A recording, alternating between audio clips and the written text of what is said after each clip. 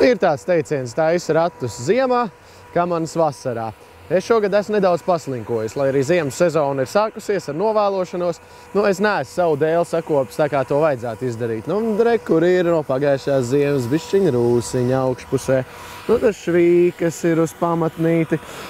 Ir tādas lietas, kas it kā ir jāizdara, bet tāpēc šodien es atbraucu uz kalnu, lai pamēģinātu. Ir vērts iet taisīt dēli vai nav vērts. To arī tūlīt darīšu.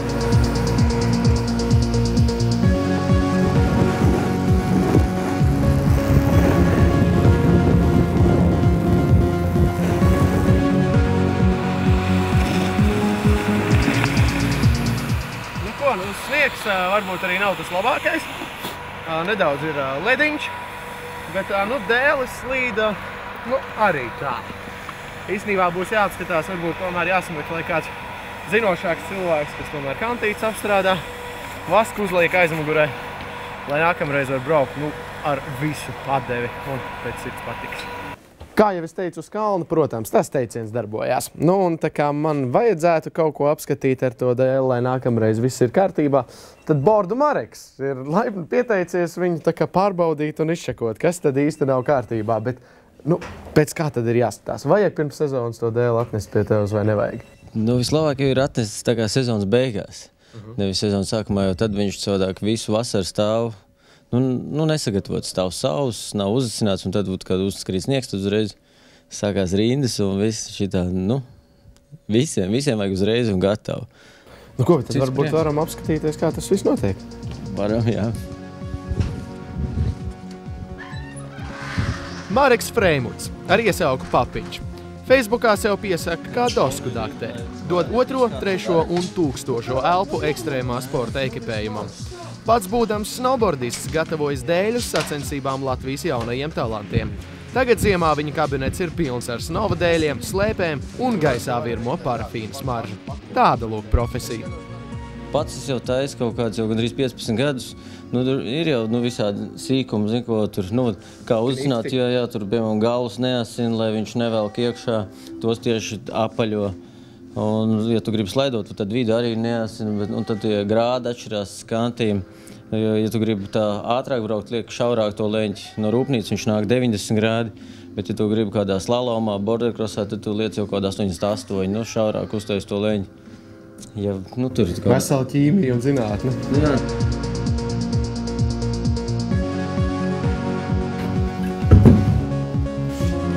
Bet šeit ir no sāna tā, ka lai dabūtu to leņķi uztaisīt, tad vispirms ir jānoņem šitā plastmasiņa mazliet nost. Tāpēc ir šitāds atkal aparāts, ko uzliek ar šitiem pieregulē, jo viņi nevar nedrīkst noņemt daudz nost. Jo savādāk tā kants paliek, tā kā plika, Tāpēc viņi mazliet, tev tā ir tā gumija, tāpēc tev būs baigi grūti viņu noņemt, redz, bišķiņi, nāk viņi nost. Un tev tie gali arī ir, un es tu te paraugu, te viņi ir tādi diezgan, šitie paši tas līkums. To pašu līkumu līdz šitai vietai, nevajadzētu atsināt, jo savādāk viņš velk iekšēji, sevišķi ir mīgs sniegs. Tāpēc, nav jēgas viņus atsināt, tāpēc viņš, noslīpē.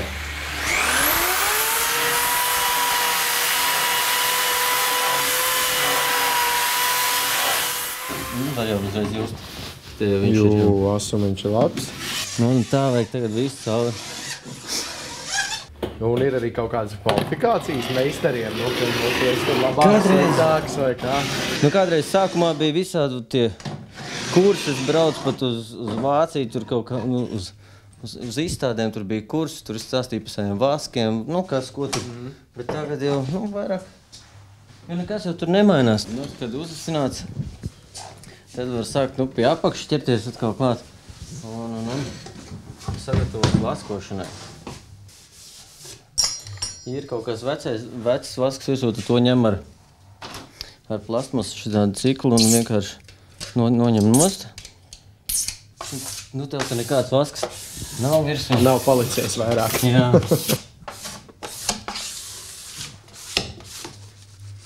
Kad tu vasko obligāto gludekli, ja tu mājās vasko, vajag noslaucīt visu, vadu, ja pašu gludekli, lai nekas, ka tu velč tā, lai neuzbirst uz dēļu virsū.